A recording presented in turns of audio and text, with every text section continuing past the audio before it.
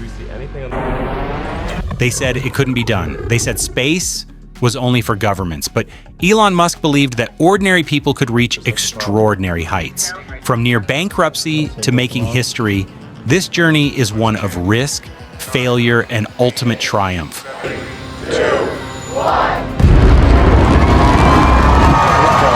This is the story of how one man's vision, powered by innovation and determination, redefined the future of space exploration. After being removed as PayPal's CEO in late 2000, Elon Musk began developing a deep interest in space exploration. That curiosity, he later said, was sparked during a conversation with his friend, entrepreneur Avionics, who asked what Musk planned to do next. When Musk visited NASA's website, he was surprised to find no concrete plans for a human mission to Mars. Motivated by this gap, he started attending space conferences and funding private space initiatives, including the Planetary Society's Solar Sail project and the Ansari X Prize competition. He also donated $100,000 to the Mars Society and briefly served on its board of directors. By August 2001, Musk had already spoken publicly about his belief that humanity should become an interplanetary species. That same month, he stepped down from the Mars Society but maintained connections within the space community. Mars Society founder Robert Zubrin introduced Musk to aerospace engineer Jim Cantrell, who advised him on Mars-related projects. Together, they launched Mars Oasis, an independent venture aiming to grow a plant on Mars as a symbolic mission to inspire public interest in space. In pursuit of this goal, Musk and his team traveled to Russia twice in 2001 and 2002, hoping to purchase refurbished intercontinental ballistic missiles for launch. However, negotiations failed when Russian suppliers quoted prices of around $8 million per missile and treated the group dismissively. Realizing the difficulty of securing affordable rockets, Musk abandoned the Mars Oasis plan and began considering building rockets himself. In hindsight, he concluded that one-off missions like Mars Oasis would not sustain long-term exploration. What truly mattered, he realized, was reducing launch costs, the key to making Mars colonization viable. In early 2002, after realizing the need for affordable space launches, Elon Musk met with a group of aerospace engineers at a hotel near Los Angeles International Airport to discuss creating a private space company, an idea that some initially dismissed. From that group, he invited 5 engineers to join as early employees: Michael Griffin, Jim Cantrell, John Garvey, Tom Mueller, and Chris Thompson. While Griffin, Cantrell, and Garvey declined, Mueller and Thompson accepted, becoming the first 2 hires.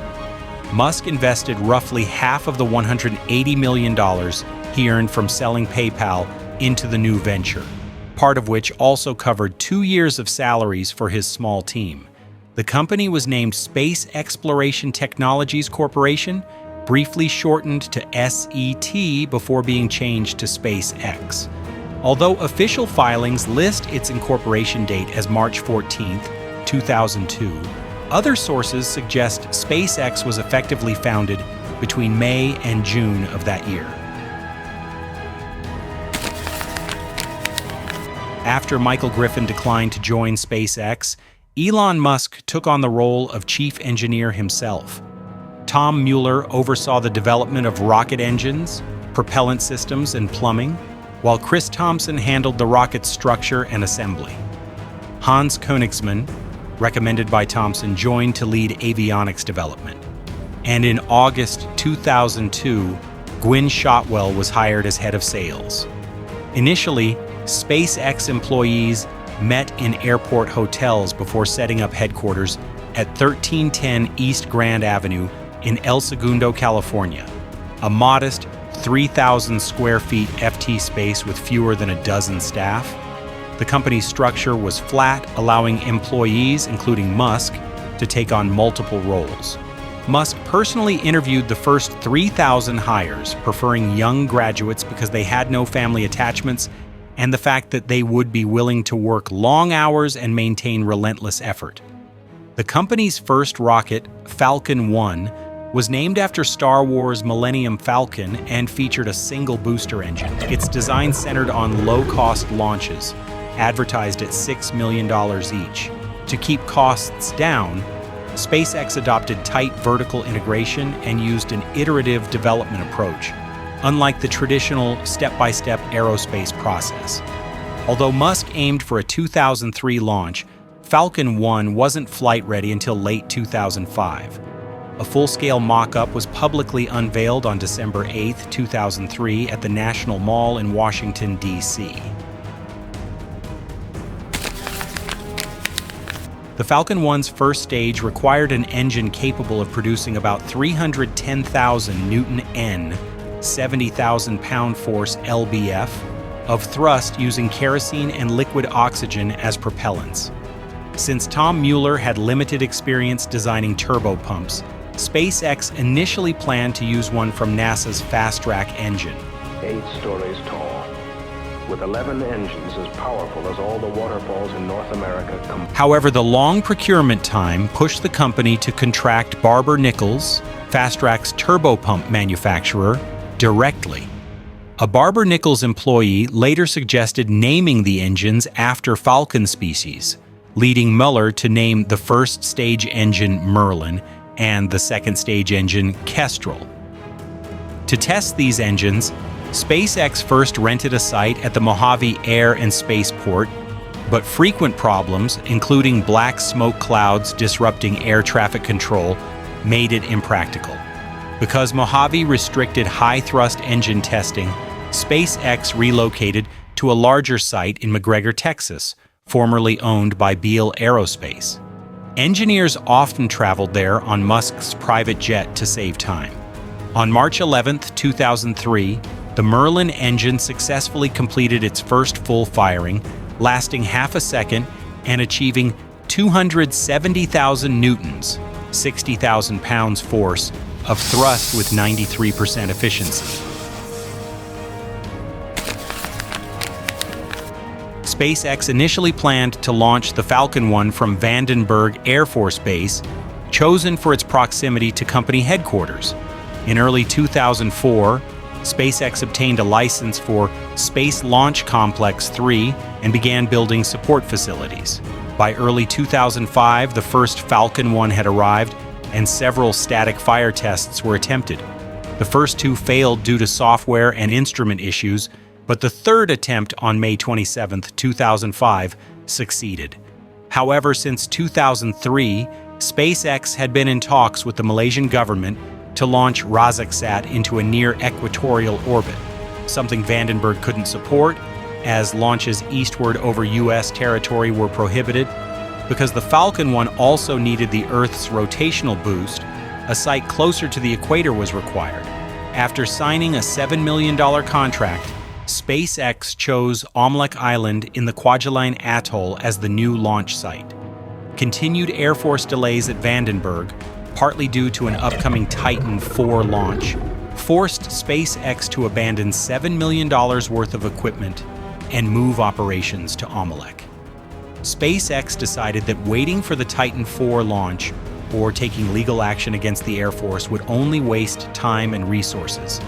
Elon Musk later explained, saying that, "Technically, we weren't kicked out of Vandenberg, we were just put on ice. The Air Force never said no, but they never said yes. This went on for 6 months. The resources were draining out of the company. Effectively, it was just like being starved." In June 2005, SpaceX began building a new launch site on Omelek Island. Other than a small concrete bunker, everything from the launch pad and hangar to generators and communication systems had to be shipped in or built from scratch. By September, most of the site was complete, with over 30 tons of equipment transported by sea and air. The Falcon 1's first and second stages arrived in September and October respectively, and were assembled using a wheeled strongback just before the first launch attempt Tensions ran high, and the Omelek team briefly went on strike, resolved humorously with a supply drop of chicken wings and cigarettes. Initially, TACSAT-1 was set to be the payload for Falcon 1's first launch, but it was later replaced with the Falcon Sat-2 satellite from the U.S. Air Force Academy. A planned static fire test on November 26, 2005, was delayed due to helium and oxygen leaks caused by a faulty valve, and another launch attempt on December 20th was canceled because of bad weather. During inspections, Thompson discovered that the rocket's first stage had buckled and was seconds away from a risky collapse, again due to a malfunctioning valve that failed during propellant detanking. In early 2006, a new first stage was delivered to Omelek Island. Shortly before launch, a short circuit in the second stage's avionics nearly caused months of delay, but a replacement capacitor from the mainland saved the schedule. On March 24, 2006, Falcon 1 finally lifted off at 22:30 UTC. However, a fire damaged its pressurization system, leading to an engine shutdown just 29 seconds after liftoff. The next morning, SpaceX staff and locals collected the wreckage and found Falcon Sat-2 resting inside a nearby machine shop. On August 4, 2008, SpaceX received an additional $20 million investment from Founders Fund. By early 2012, Elon Musk owned about 2/3 of the company, holding 70 million shares valued at roughly $875 million, giving SpaceX an estimated worth of $1.3 billion. Following the successful COTS 2+ mission in May 2012, its valuation nearly doubled to $2.4 billion. In June 2009, SpaceX established its Astronaut Safety and Mission Assurance Department, appointing former NASA astronaut Ken Bowersox as vice president. However, he left the company in late 2011 with no official explanation or successor announced. That same year, SpaceX advertised a $57 million launch price for the Falcon 9, far below Arianespace's $137 million per launch advertisement. An initial public offering, IPO, was once expected around 2013, but Musk later clarified that SpaceX would remain private until its Mars Colonial Transporter, later evolving into the Interplanetary Transport System, then the Big Falcon rocket, and finally Starship, was flying regularly. As of 2023, the full Starship stack had undergone its first test flight. This was mainly because Elon Musk didn't want, quote, SpaceX to be controlled by some private equity firm that would milk it for near-term revenue, as he stated in 2015. Since its founding, SpaceX has grown rapidly from 160 employees in November 2005 to over 500 by mid-2008, 1,100 in 2010, 1,800 in early 2012, and 3,000 by early 2013. By October 2013, it had 3,800 employees and contractors, reaching nearly 5,000 by late 2013, 2015, and early 2016. After a launchpad explosion setback, SpaceX resumed flights on January 14, 2017, with an Iridium satellite launch.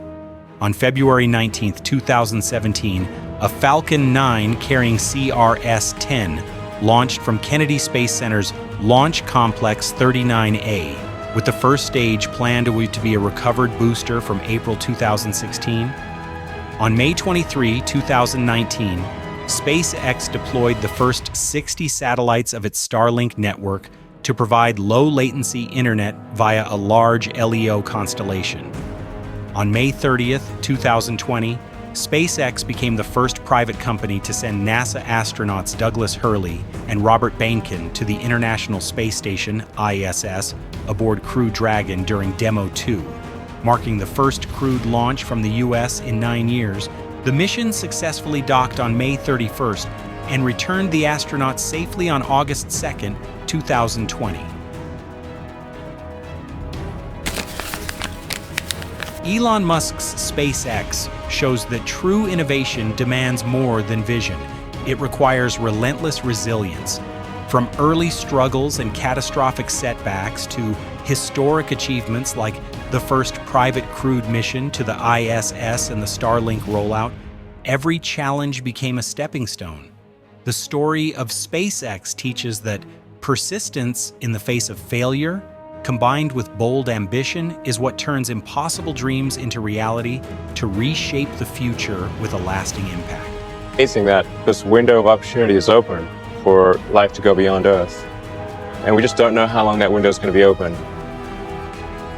But the thing that gets me most fired up is that creating a self-sustaining civilization on Mars, it would be the greatest adventure ever in human history. It would be so exciting to wake up in the morning and think that that's what's happening.